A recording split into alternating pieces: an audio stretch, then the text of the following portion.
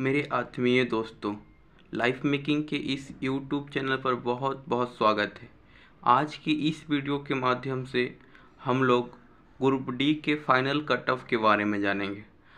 तो cut off जानने के पहले सबसे पहले हम ये जानेंगे कि इस एग्ज़ाम में यानी ग्रुप डी के एग्ज़ाम में हमने कहाँ पे गलती की है, हमसे कहाँ पे गलती हुई है।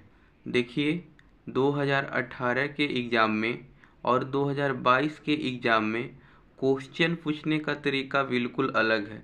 2018 से पहले आपको न्यूमेरिकल नहीं पूछता था, आपसे मतलब साइंस भी उतना हार्ड नहीं रहता था, मैथ और रीजनिंग कम रहता था। लेकिन 2018 में मैथ और रीजनिंग पूछा और न्यूमेरिकल भी पूछा और उसी पैटर्न पर हम लोग तैयारी किए।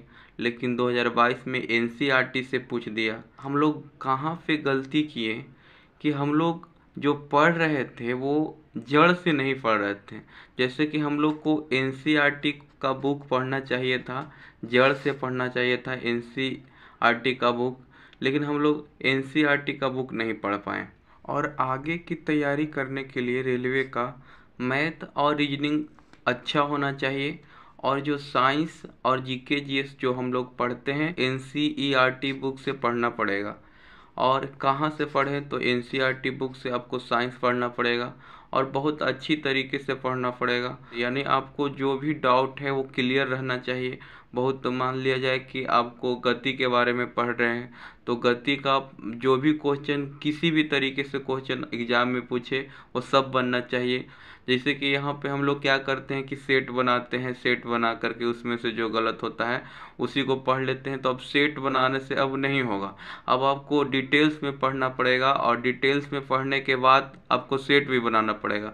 लेकिन हम लोग अभी क्या कर रहे थे कि 2018 के जो पैटर्न था उसी के अनुसार से हम लोग तैयारी किए, न्यूमेरिकल का और साइंस का और मैथ रीजनिंग का उसी पैटर्न पर तैयारी किए। लेकिन इस बार क्या किया कि एनसीईआरटी से बहुत ही गहराई से क्वेश्चन पूछ दिया, जिसके चलते जो 80-85 बना करके आए थे, 80-85-90 सब का नंबर जो है 50 और 60 के बीच में रह गया। ठीक है, अब देखना है कि नेक्स्ट वैकेंसी है वो आने वाले हैं एक साल के अंदर। वो लमसम में 1.5 लाख की वैकेंसी आएगी जो आपका एएलपी और टेक्नीशियन के आएगा। तो उसके लिए आप लोग को तैयारी करने के लिए क्या करना होगा कि एनसीईआरटी का बुक पढ़ना पड़ेगा और मैथ रीजनिंग तो आपको सही रहना चाहिए। क्योंकि कोई भी अब रेलवे के एग्ज़ाम निकालने के लिए जब तक मैथ रीजनिंग सही नहीं रहेगा तो आप नहीं निकाल सकते हैं। अब चलिए हम चलते हैं कट ऑफ पर। कट ऑफ के बारे में चर्चा करते हैं कि कट ऑफ जो है किस पर निर्भर करेगा। तो सबसे पहले तो जोन वाइज जोन पर निर्भर करेगा कि आप किस जोन में फॉर्म अप्लाई किए हैं। पहले देखिए, हमारा जो सीट है ग्रुप डी में वो 1,03,000 के लमसम में है।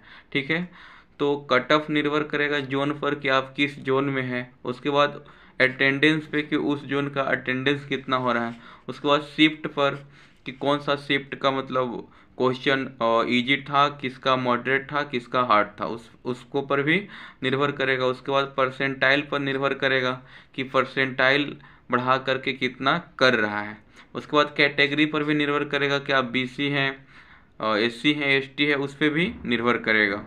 तो हमारे जो क्लास जो चलता है उसमें से अधिकतर जो स्टूडेंट हैं उनको देखा जाए, सारे लोग से हम पूछ चुके हैं, 40 से 50 और 50 से 60 के बीच में अधिकतर लोग का नंबर आ रहा है। 60 से 70 के बीच में बहुत ही कम लोग हैं। ठीक है, तो अगर अनुमान लगाया जाए इस बार का कट ऑफ, क्योंकि इस बार क्या हो रहा है, परसेंटाइल हो रहा है और अगला बार 2018 में क्या हुआ था, नॉर्मलाइजेशन हुआ था। तो इसमें नंबर बहुत बढ़ जाते थे। आपका किसी किसी का 20 नंबर, किसी किसी का 25 नंबर बढ़ जाता था, किसी किसी का 5 नंबर ही बढ़ता था। लेकिन परसेंटाइल में उतना नहीं बढ़ेगा। इसमें आपका अंतर जो होगा 1 से 4 मार्क या 3 मार्क तक अंतर रहेगा, ज़्यादा और कम हो सकते हैं स्टूडेंट का। तो इसमें अगर अनुमान लगाया जाए, जो हमारे स्टूडेंट क्लास में यहाँ आते थे उन लोग का जो नंबर आया है उसके अनुसार, तो अगर देखा जाए तो जनरल का अगर 60 से 65 के बीच में है तो आपका ग्रुप डी का मतलब इसका CBT 1 का रिजल्ट हो जाएगा और PET का आप लोग तैयारी कर सकते हैं, ठीक है। लेकिन ये सिर्फ अनुमान लगाया गया है क्यों, जो हमारे पास स्टूडेंट हैं उनके अनुसार। OBC का 2-3 नंबर आप घटा लीजिए और आप SC का है तो 2-3 नंबर घटा लीजिए और ST का है तो उसमें से 2-3 नंबर घटा लीजिए, यही होना चाहिए। और इससे ज़्यादा अगर जाता है तो फिर हम कह नहीं सकते हैं, लेकिन ये अनुमान है हमारा कि 60 से 65 तक रह सकता है। ये आपका जनरल के लिए है।